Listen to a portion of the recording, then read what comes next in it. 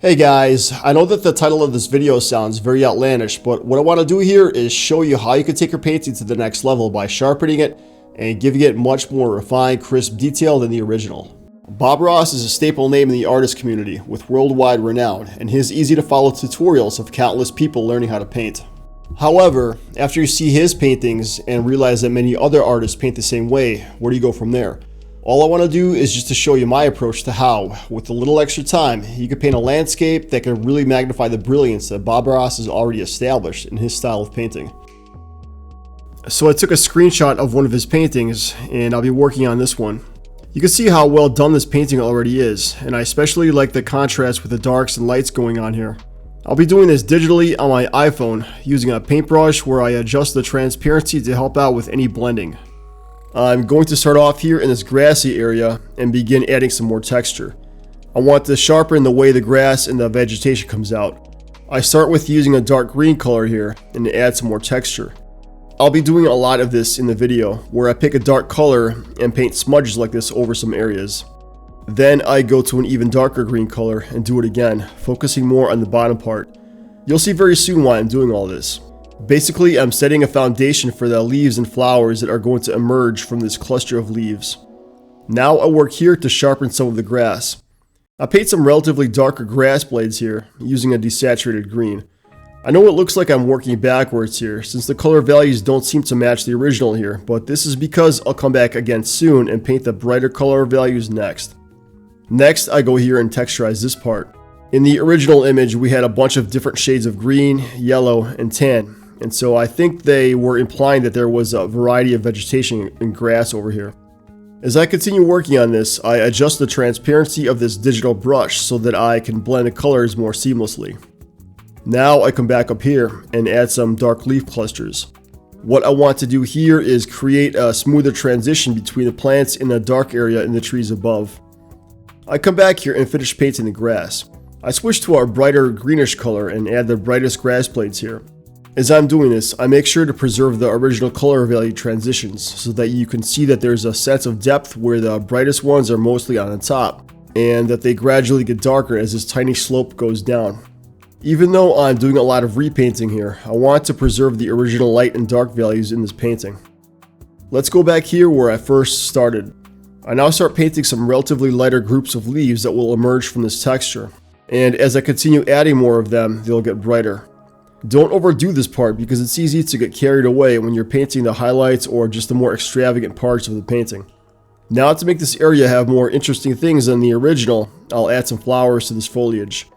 Same way of painting these, make sure not to overdo them, and also, one thing to point out is that the light is coming from the left, so try to create a value transition where this magenta color changes from dark to light. So I return down here and finish this plant. I get some desaturated greenish yellow and do the same thing here. Also, notice how this whole time I've been using desaturated colors, because using the most intense vivid colors should be used sparingly. Let's take a break from the plants and work on this rock and the earth around it. Once again, I'm using texturing here. This area looks like there's some small patches of grass covering it, so I first want to work on getting more detail in this ground. This time I'm painting more horizontal brushing to indicate the flatness of the area. Much of this painting is going to involve me just sharpening what's already there, and this includes the ground. Sometimes that will involve working backwards, where I cover up some sections but then repaint them. I'm not using any different techniques than I already do. If you watch my other videos, you probably recognize my approach to painting, where I work on a small scale quite a lot and do lots of layering and texturing. I finish the ground here and add some grass. I think that was the original intent behind this section. Let's move on to adding more detail to the tree trunk. All I'm going to do here is add more color and texture to it. The thing I noticed as I was working on this is that when you use more color and variety and do some partial blending, that can have a great effect on sharpening objects even when you didn't do that much work. I also noticed that there was no backlight on the right side. Whenever you have a shadow on the side of an object, there is usually a small hint of light on that side as well, and so now I'm going to add that. Okay, so now let's work on this tree. This red tree dominates this top part of the painting, but to me it could use more variety in color and value. What I'm first going to do is create more separation amongst the leaves. I'm adding some dark values of red here to split these leaf clusters apart to make way for another layer. This is the exact same thing I'd be doing with normal paint, although digitally this does seem faster. Another thing I want to point out is that I want to shrink down many of these leaves. You'll see me paint some dark smudges that separate some of them on here so that this can add the overall sharpening effect. Now I add another layer of leaves on top, and they are going to be not only brighter but have a more intense color to them as well. This is a large cluster of leaves, and so creating as much variety in color saturation is another thing I want to do to enhance this painting. So I do the same thing here on this side. What I want to do is make the leaves stand out more in certain sections, so that the ones in the very front have a more bold and vivid saturation to make this tree have a more dynamic range of color and value. If you watch my other videos about how to paint trees in acrylics or oils, this part should look very familiar to you. Basically, I'm layering these different values and stacking them on top of one another until I can paint the outermost leaves that can just seem to emerge from these clusters. I'll be doing this exact same thing across many other parts of this painting where there's trees, so sharpening them and creating a higher volume of leaves within their parameters. With some of the other trees, I'm going to add some other enhancements, such as add some flowers amongst the leaves. This painting is a very realistic depiction of a landscape, so deviating from that ever so slightly does help enhance the aesthetics of a landscape. Once again, doing more textures here. You probably are already noticing a pattern with how I paint, and I use this method a lot, even with traditional mediums. Notice how I'm drawing darker than the base color. Then I come back and finish off this part by adding the bright spots to counterbalance this. I get a grayish tan color and start to elaborate more in this rock, adding more texture here as well. All I'm really doing here is just sharpening the overall image, kind of filling in the gaps of what these objects would look like if taken by a sharper lens. There are many parts of this painting that have the ground with grass coming out in small sections, but what I'm doing here is, once again, is making this concept appear clearer. I feel like this style of painting has a lot of implied objects, where when you look at it from far away, you connect the dots and assume what objects are there. I paint the ground first, sharpen it, then repaint the grass. The one thing I want to preserve here is the overall value. The brightest part of the ground is in the middle, where it leads up to the cabin, then darkens as it goes off to the sides.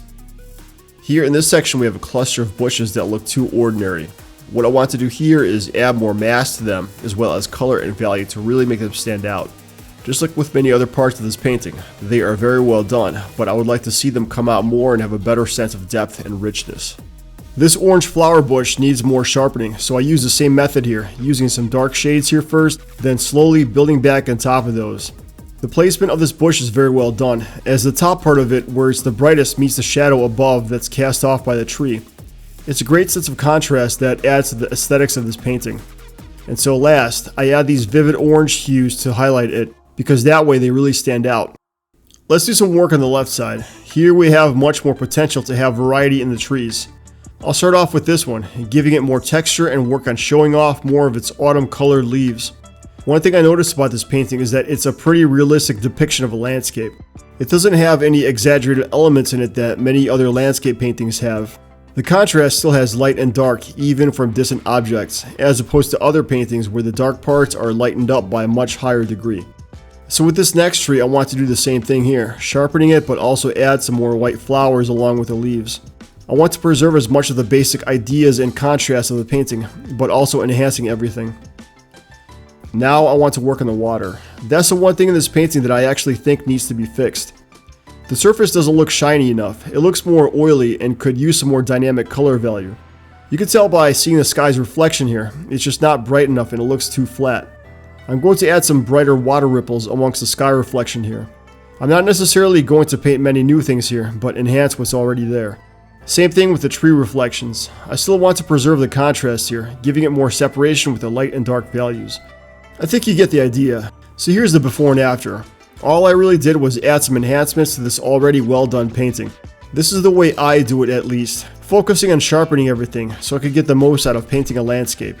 There are many ways to paint something, and Bob Ross is famous for a reason. Look back at your old paintings and maybe you could find a few new things you could improve. If this video inspired you, hit the like button. So thank you for watching.